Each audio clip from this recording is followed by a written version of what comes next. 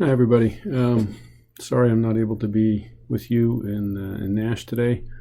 I have some other obligations, so instead I'm going to get you the material for today's lecture in this recording, and we'll have to work on answering questions for the homeworks tonight by another method. I'll propose something at the end of this lecture. But let's begin. And first thing I want to do is remind you of what we covered last Wednesday, and that was how to solve motion problems using a new technique, using graphs. And we talked about three particular motion graphs. One was a distance versus time graph. One was a velocity versus time graph, and one was an acceleration versus time graph. Each of those are different ways of looking at motion, and we found that Newton's idea of the calculus was very useful. That the graph tells me something, but the area under the graph tells me something, and the slope of the graph tells me something. And while we don't want to make this into a calculus-based course, we do have to talk about the calculus ideas. They're so central to physics. Much of what we do is made so much simpler by understanding some of these mathematical tools. So I introduced them to you and showed you that by looking at the units of the x-axis and the y-axis, you can figure out what the slope of a graph tells you, because slope is rise over run. So the y-axis units divided by the x-axis units will give you a set of units that will tell you what slope shows. And area is length times width.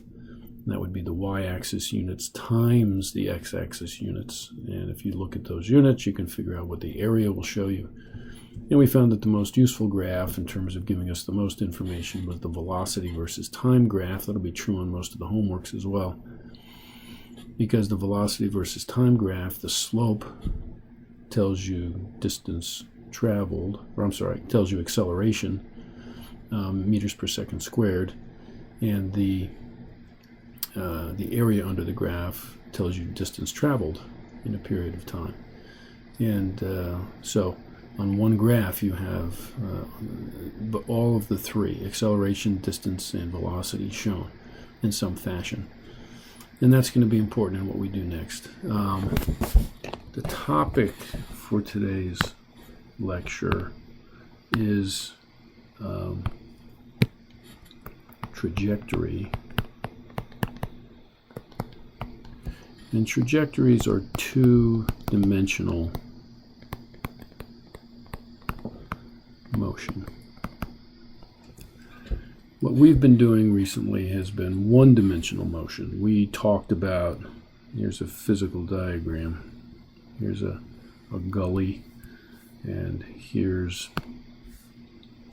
a bridge across the gully. And if we have somebody standing on the bridge, and they're going to drop something over,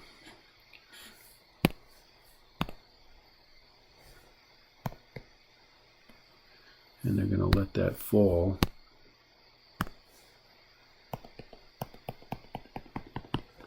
and that rock or ball will fall. This is vertical motion only.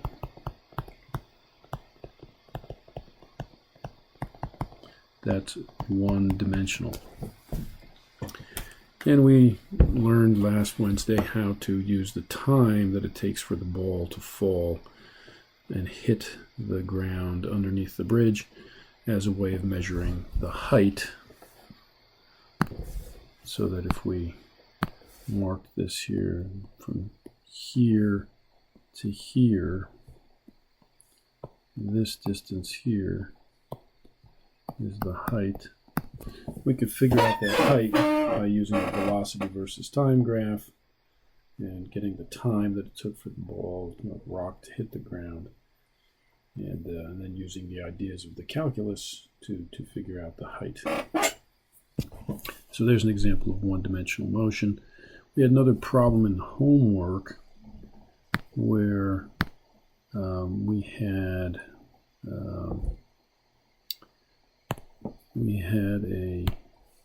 a gun.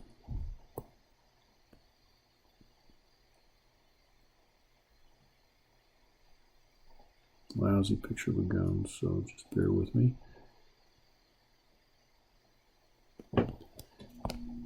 And there's a bullet in the gun. And we shoot the gun. And the bullet comes out. And the bullet has some velocity. It starts out with 0 velocity. We have the length of the barrel. And we have a homework problem that's going to ask you several questions related to this kind of a problem. But the point I want to make here is that this is horizontal motion only.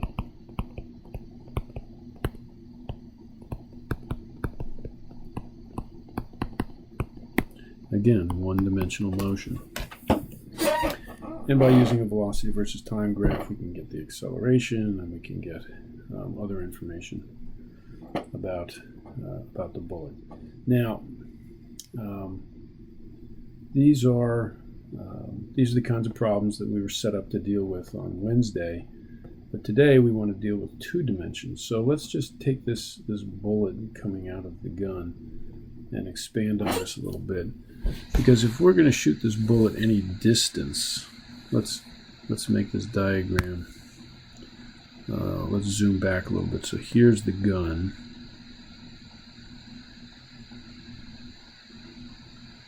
Right, smaller now. Right, and now I'm going to show the bullet. Well, the bullet's not going to travel horizontally because anybody who hunts or shoots target knows that as soon as a bullet comes out of the gun, it starts to fall. And gravity is working to pull that bullet down. And so here is our example of a 2-dimensional motion. We have horizontal and vertical motion going on at the same time with the same object. Instead of breaking these into 2 separate problems, it's all taking place with one problem, and that's what we want to work on today, is using the same tools we presented on Wednesday and just applying them to a broader range of phenomenon. And there isn't anything new that I need to teach you in terms of math or the physics. It's the same physics and the same math. It's just putting the pieces together. There are a few more steps. There are a few more logical connections that need to be made. And we're going to find that we use pretty much all the tools we've developed so far. We're going to use physical diagrams. I'm going to encourage you to definitely be making physical diagrams. There's just too much information to hold it all in your head. You need to have a picture that's labeled and clear. And there are actually going to be relationships that you can find on the diagram that are not going to be part of what you get from the graphs. They're not going to be slope calculations or area calculations, but they will be calculations that you can see from a well-drawn physical diagram. And if you don't have that equation, you're not going to be able to finish the problem. So I'm going to encourage the drawing of the physical diagram. I'm going to be encouraging you to then make the graphs, and I'll talk about which graphs and how we use them and how they're linked, and then do the calculations to come up with the answers. Here's a detail that I think I want to make clear now. Here, let's take a look at a problem where you have a ball, and the ball is going to be thrown in the air. So it has some initial velocity, and then it's going to go up and it's going to come down. And this is one-dimensional again. This is a one-dimensional problem.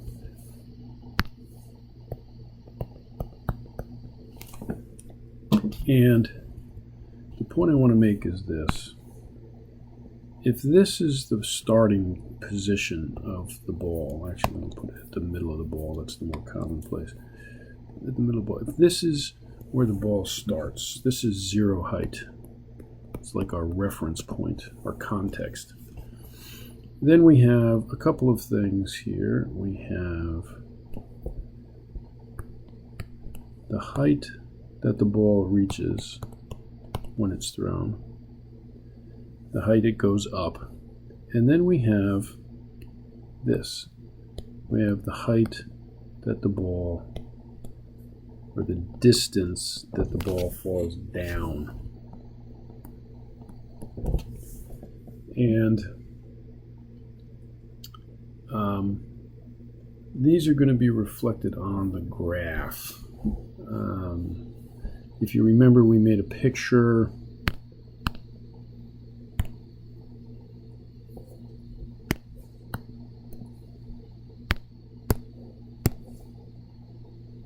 and the picture looks something like this. Let's see, I really want to have, well, let me try this.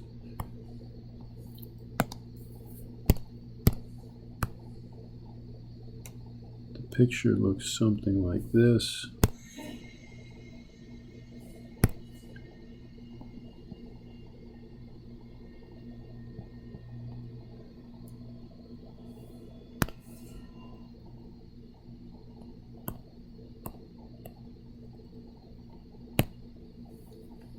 We had a,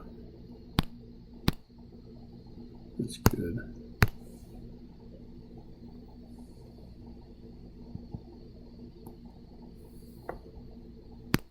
Let's extend this a little bit. There we go. Okay, so here we have the graph that we talked about on Wednesday. This is meters per second. This is seconds. This is a velocity. This is a vertical velocity versus time graph. And we start V0, the initial velocity. The initial velocity is here. V0 is when you first let go of the ball. It's moving up. So it has a positive velocity, we'll call positive or up. That's our context, up is positive. And as the ball moves, we have, it goes slower and slower and slower, still traveling up, but traveling slower until it reaches the top. So we call this the T-top. And then it turns around and starts to fall down and starts to increase in velocity going down, until we reach some T final.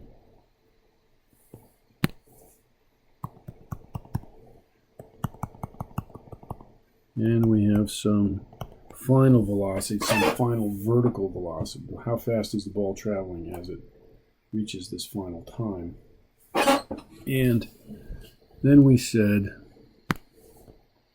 that this area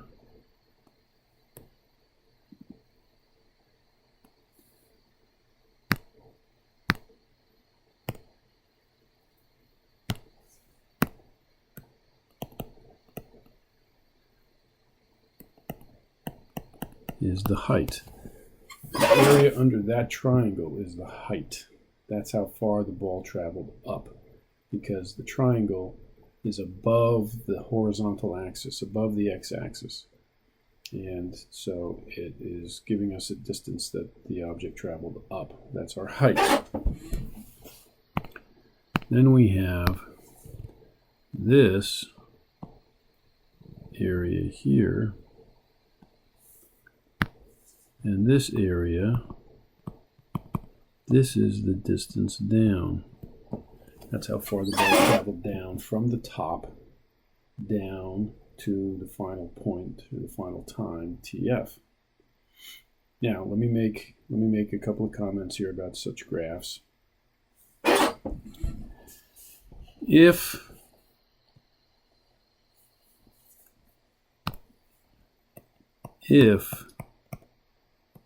TF equals 2 times T top,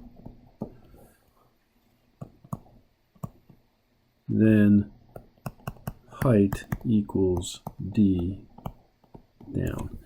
If you give this ball the same amount of time to travel up to the top and then the exact same amount of time coming down, it will end up where it started. It will end up at the 0 height. It'll travel down just as far as it traveled up. There's symmetry here between the up travel and the down travel. If the final time is bigger than 2 T top, then it's going to fall below. It'll be below its starting point. And if the final time is less than 2 T top, then it hasn't even reached its starting point. It's on its way down, but it hasn't reached. And that's what I've shown in the diagram here. In the diagram, I've shown you a situation where TF is less than 2 T top. And so the ball hasn't reached all the way to the bottom yet, hasn't gone back to where it started. And here's some terminology that I want to make clear to you. There are 2 questions that can be asked about such problems. One is the distance traveled. How far has the ball traveled? And distance traveled is going to equal height plus D down. The ball went up and then came back down. It traveled the height up plus the distance down. Another thing that can be asked is the displacement. And that is height minus D down. This is the displacement. The displacement is how far the ball is from its starting point. It doesn't matter that it went up far and then had to come back down. The question is, where is it at the final moment and how far is it from where it started? And that's going to be height minus D down. This is what I meant before when I said there are equations you're only going to be able to see by drawing the physical diagram clearly, and this is an example of such a case. If you don't have this physical diagram, these equations are not going to be apparent. You have to get these from the physical diagram and an understanding of what's being asked. They don't come from the graphs directly. You have to construct these equations from other sources of information in the problem. Okay. So let's pick up our 2-dimensional problem again. Let's trajectory problems. Here are the assumptions.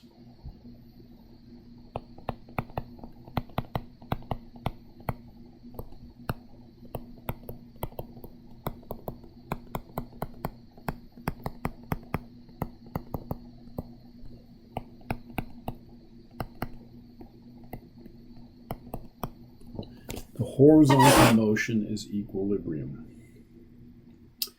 which means there's no net force in the horizontal direction, which means that the object is traveling at a constant speed in the horizontal direction.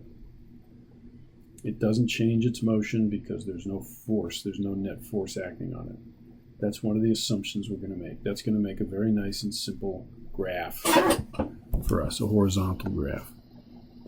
The second assumption is that vertical motion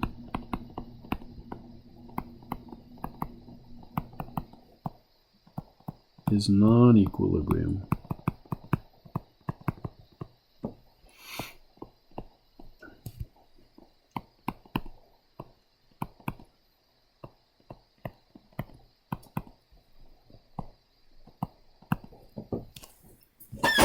We're going to assume in the vertical motion, the vertical direction, that the motion is non-equilibrium, which means the object is going to accelerate or decelerate, depending on how you look at it, and that the net force on the object is just its weight. Gravity is the only force. There is no other force acting on the object. These are the two assumptions of the problems that we're going to do, simple trajectories. And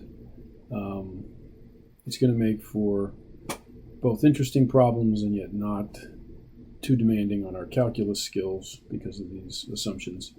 But we can still do some good physics problems with these assumptions. So let's see how these play out. Let's do a couple of examples, and we'll start actually with the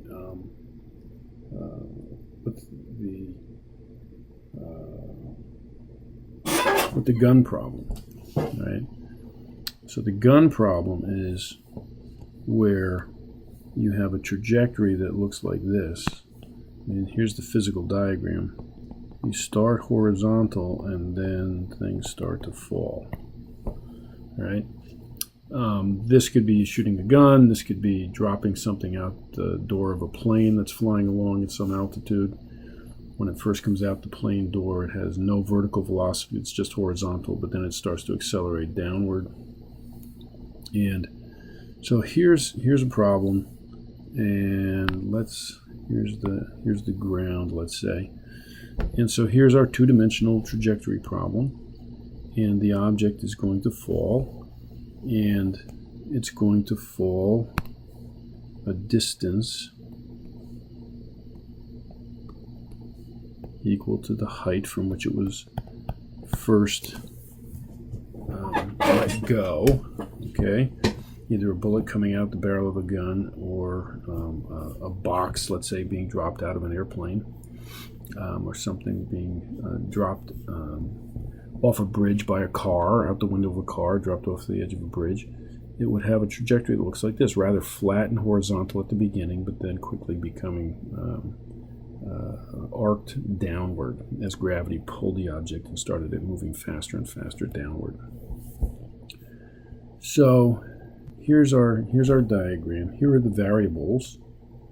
This is where it starts its travel. Here's where it ends. So this is going to be our distance horizontal. Okay. And the height is obviously the vertical motion. And what we're going to do to solve this problem, and let's just put up here, V initial equals horizontal only.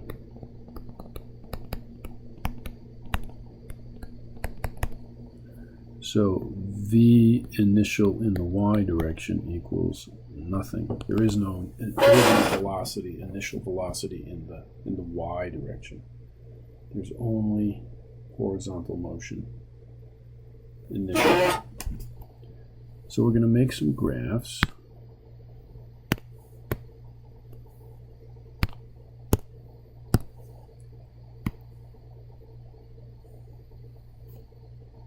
Let's do this.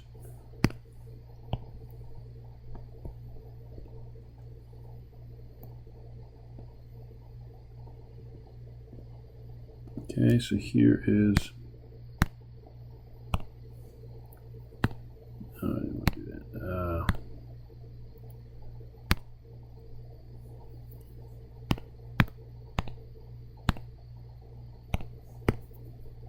This is horizontal velocity versus time, and it's going to have units of meters per second on this axis and seconds on this axis.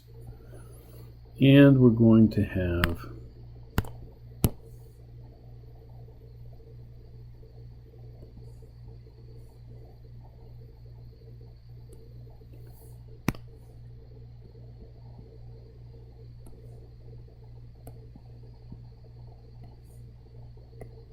another graph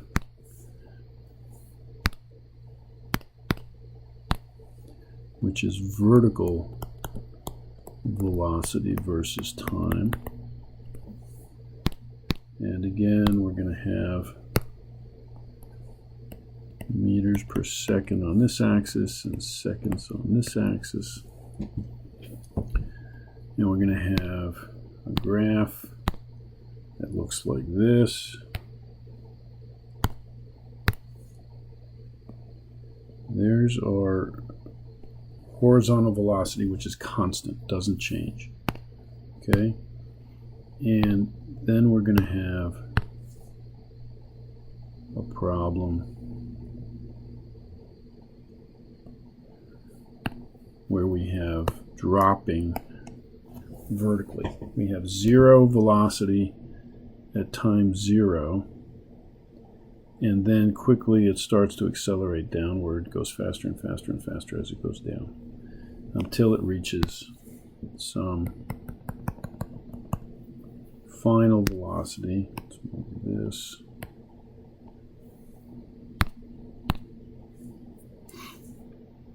Minus Vf, that's the final vertical velocity before it hits the ground.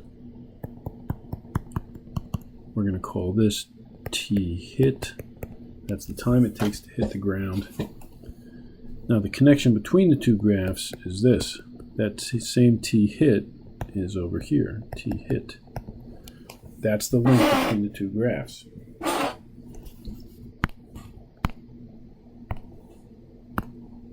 This area here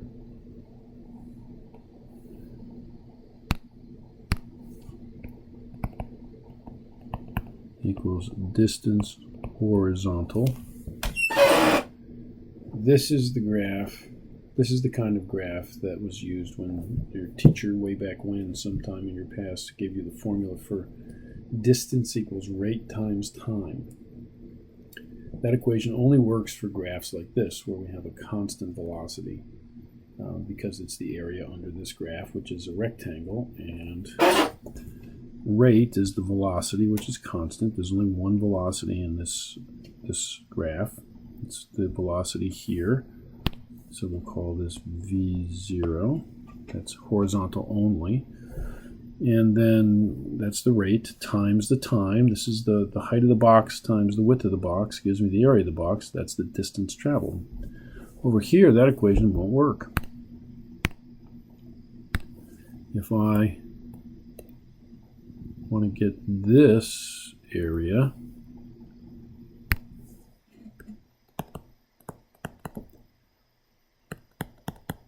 that's the height. That's this distance here from the ground to where it was dropped. And this geometry is not a rectangle. It's not going to be, distance does not equal rate times time. What rate would you use? I mean, you've got so many. The rate is constantly changing. It's everywhere from 0 to minus Vf. And what you're going to do is you're going to use the area of a triangle, 1/2 base times height. And that's going to give you the area, and that's going to give you the height. Same principle, area under the graph, just a different geometry of the graph makes for a different equation. But the principle is the same. Area is distance on these kind of graphs. So if we have this kind of a graph, we'd like to know how long it takes to hit. And if we know the height, if we know how high things were when it was dropped, we should be able to figure out how long it's going to take to fall to the ground. And the way we do that is by making use of another idea, which says that if gravity is the only thing working on the object, then we know that the slope of this graph is minus g little e, minus the gravitational field, minus 9.807 meters per second squared. Remember, the area of a velocity versus time graph gives me acceleration. And here's the acceleration. It's g little e. Every object dropped at the surface of the Earth accelerates downward with an acceleration of 9.807 meters per second squared. And whenever we use the idea of slope, we have to think of two dots on a line. So I'm going to pick that dot and that dot, the only two dots that really appear useful on this graph. And then this becomes the rise between those two dots. And this becomes the run between those two dots. And the run is from 0 to t hit, so that's just t hit. And the rise is from 0 to minus Vf, so the rise is minus Vf. And it's not a rise, it's a fall, because the graph has got a negative slope, so it's a fall. So we have minus g little e equals minus vf divided by t hit. And if I use my little algebra triangle here, I can put minus vf up there, I can put t hit down here, and I can put minus g little e there. And whatever I don't know, I cover over. So what I'm trying to figure out is t hit. So that's what I don't know. And what's left tells me what to do. It tells me to take vf over ge. So t hit equals vf over g little e. The two negative signs cancel. They both had negatives. They cancel. And I'm left with vf over ge. And that's the amount of time it takes to hit. And then I can use that here to calculate the distance traveled horizontally. Distance horizontal, the area of this rectangle, is v0 times t hit. So the time it takes to hit allows me to calculate the horizontal distance. And those are some ideas that we're going to use over and over again with these kinds of trajectory problems. Let me recap here.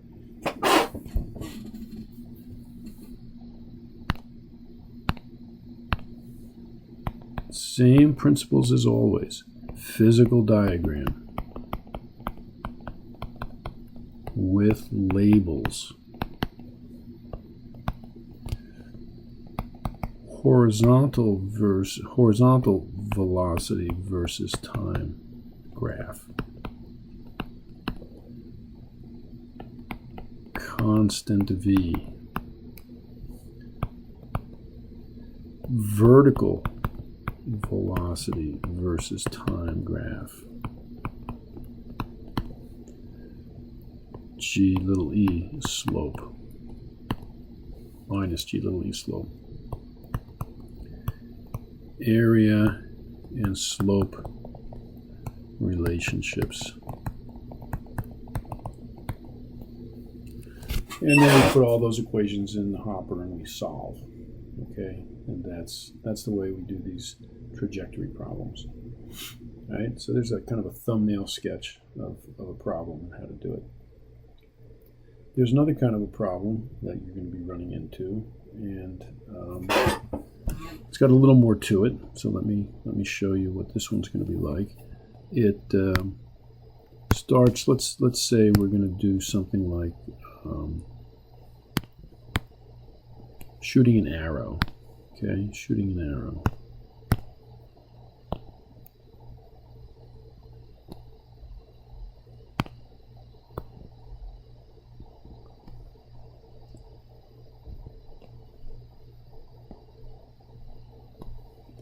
If I'm going to shoot an arrow,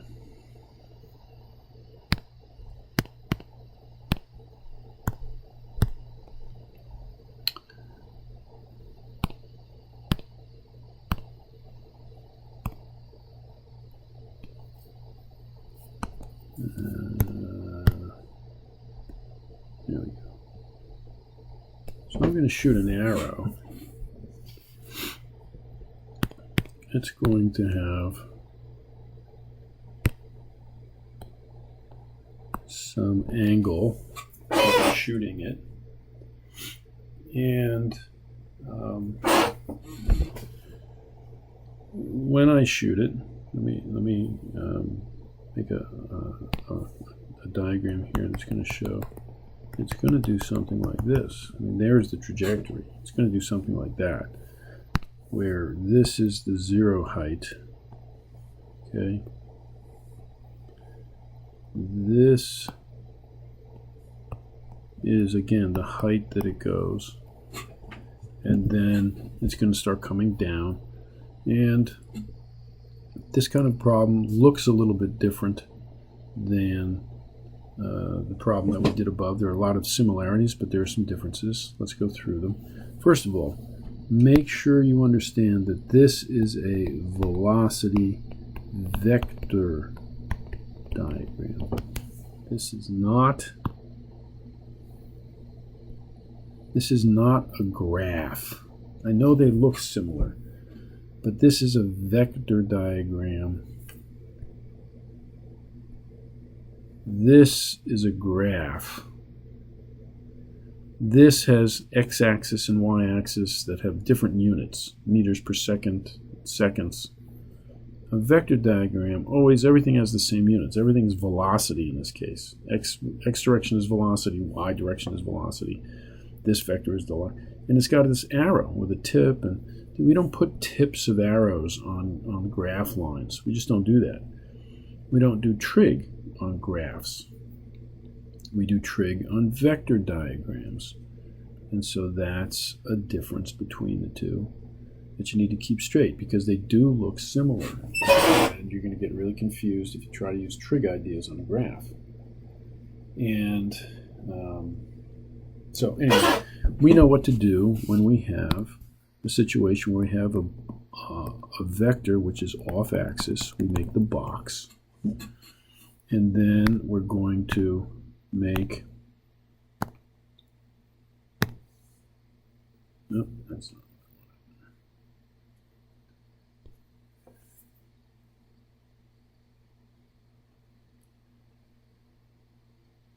Then we're going to make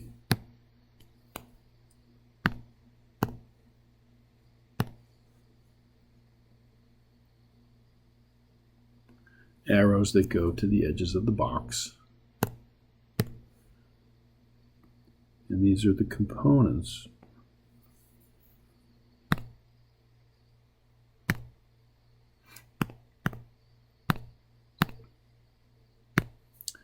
Let's see, this is V0, this is V0x, and this is V0y. V0 is the velocity of the arrow as it comes off the bow as some number, 30 meters per second. But when we do trajectory problems, we need to break up the motion into horizontal and vertical. So we have to get the horizontal velocity component, V0x, and the vertical velocity component, V0y. And we know the trig. The trig would say V0x equals V0 times cosine theta, and V0y equals V0 times sine of theta. You should understand where those equations come from. They come from the ratio equations that we use to define cosine and sine, and then doing a little algebra. These are not new equations. They're just little algebra on the ones I taught you for sine and cosine. And then we're going to use these V0x and V0y numbers on our graphs. So now we make our graphs. We got our physical diagram, and let's label this. Here's where we start to shoot, and let's say we want to know where it is at some point here. So this is distance horizontal. Okay, here's height. That's up to here. And here is our D down. Okay, and here is our displacement. Okay, and now we can do our graphs.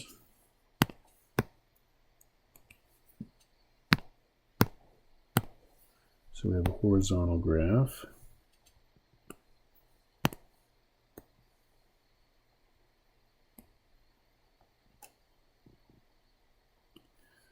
And this is horizontal velocity versus time. And then we have a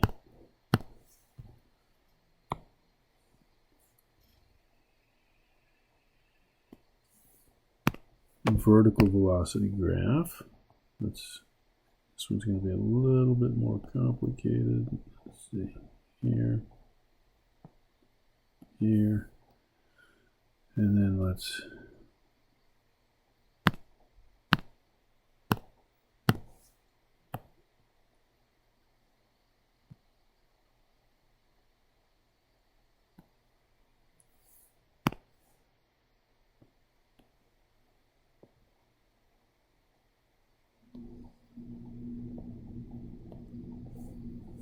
okay.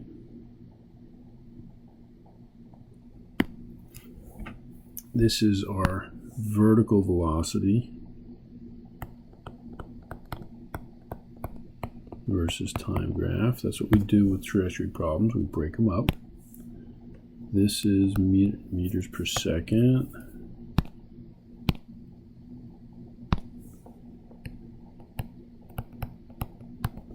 And seconds. This is meters per second and seconds. And our graph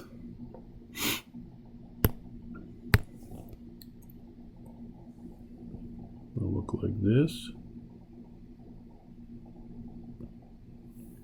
And our graph here will look like this.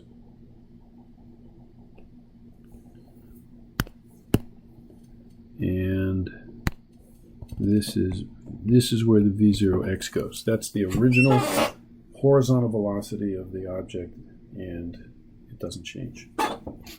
This is where v0y goes. It's the original vertical velocity of the object, and its velocity is going to change. It's going to slow down. It's going to continue going up until it reaches t top. So let's say the question is, where is the object after 5 seconds? Okay, and I mean, I've drawn this in such a way that it shows that the object is past the top at 5 seconds, but we don't know that at the outset. We don't know that the object is past the top and coming down. It could be over here. It may take 7 seconds to reach the top, so 5 seconds would put it over here on the left, and I really don't know until I know how long it took to reach the top. So I'm going to try and convince you to always figure out t-top first. If you have a situation where you have a graph like this and there's a time to reach the top that you don't know, you need to figure that out first. And here's how you would do it. You're going to use 2 dots. I'm going to choose these two because I'm trying to figure out this time from here to here. So I'm going to use the dots that kind of match that time. And then I know, because this is an idea that we've developed, that the slope is minus g little e. So I would say minus g little e is equal to, and this is going to be the run, and this is going to be the rise from here to here, and the run is there. So the rise is not a rise, it's a fall, and it's minus v0y. That's how far it falls, from v0y to 0. And the run is t-top, from 0 to t-top. So t-top, solve this, is v0y over g little e. The two negative signs cancel, and I get a positive time. And then I can say, okay, let's say, for instance, that this is 3 seconds. Well, now I know that 5 seconds is over here. This is 5. It's after the top. And so the object is on the way down. So my picture is right. But I didn't know that this was the correct picture until I figured out where t-top was. So at 5 seconds, I now know it's part of the way down. It hasn't fallen all the way back down to where it started, because that would take 6 seconds. If it took 3 seconds to go to the top, it's going to take 3 seconds to come back down to the bottom. And I'm not giving it that much time. So it's on the way down, but it hasn't reached the bottom yet. So it's somewhere in here. This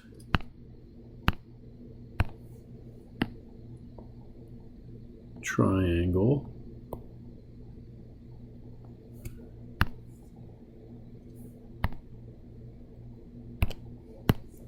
the area of this triangle equals the height. That's how far it went up, because the triangle is an area above the x-axis. This triangle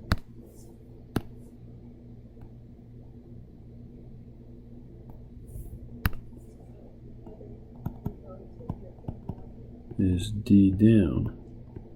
That's how far the object has come down from the top, because it's below the x-axis. And I want to know the displacement. Well, here's one of those equations that you're only going to see by drawing this out. Displacement is height minus D down. You can see that from the diagram. Right? Well, once I know the rise and the run here, if I know this is 3 and I know the V0y, I can figure out the area, I can figure out the height just by getting the area of this triangle. This one here I have to figure out a little bit more. I don't know all the information I need for this yet, so I'm going to have to put another thing here, minus VF. That's the final vertical velocity just before it reached the ground, or just before the time that I'm interested in. This is going to be 5 seconds. And I need to know the height of this triangle right here. I need to know what the height of this triangle is, and I don't. I know that the run here is 2 seconds. Right? I know that, but I don't know the rise. I don't know this, but I can use the slope equation again, because the slope is still minus g little e, but I can pick 2 new dots. I can pick this dot and this dot, because that's now, those are the dots that are kind of marking out the triangle of interest.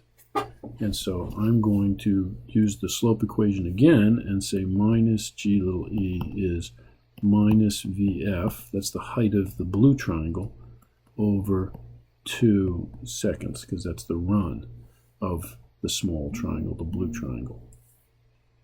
Okay, so I can figure out the height, VF, is 2 seconds times g little e, so I can figure out the height of the triangle. And then I've got my area calculations. I can say d down is 1/2 2 seconds times VF. And now I know all the numbers, I can calculate d down. By the same token, up here, before I could have said height is 1/2 t top times V0y. And I know all those numbers once I figure out the top, and I can figure out the height. And I can also calculate this area here, and that's obviously the distance horizontal. So that's how you would go about solving some of these problems. Now, there'll be different questions, and you'll have to maybe do some things in a different order depending on what you're given and what you're trying to find, but that's just the way physics problems go. I can give you different starting points and ask you to get different ending points. Principles are the same, but the way you put the pieces of the puzzle together may change depending on where you start and where you're headed. But these are the tools that you're going to be using. So I hope this is helpful in terms of understanding the trajectories and the homework that's going to be due on Wednesday. Let me do this with regard to the homework that's due tonight. Since we didn't have a chance to talk about those homework problems in class today, I'm going to open up a discussion forum on the portal, and you can post questions there. I ask you to do this. Just look at the previous posts. If somebody else has already asked the question that you're interested in, then just look at the answer and see if that helps. If it doesn't and you need more help, just post another question. If the solution I give or the help that I give in the forum suffices for your problems, then you don't need to post a question. So look in CAMS in the portal, and you should find a discussion forum for the homework that's due tonight. And I'm also going to extend the homework due date from tonight to tomorrow night, to Tuesday night, so that there's more time for people to work with the discussion forum. So those two things will kind of hopefully make it easier to get questions answered about the homework that's due from Wednesday's lecture last week. And hopefully this recording and this method of getting you information when I'm not in the classroom with you is good enough to get you where you need to be. The advantage here is that you can play back and look at things over again, which is harder to do when I'm in person. But I will see you on Wednesday, if not before, and I hope you have a good rest of the day, rest of the evening. Thanks, folks.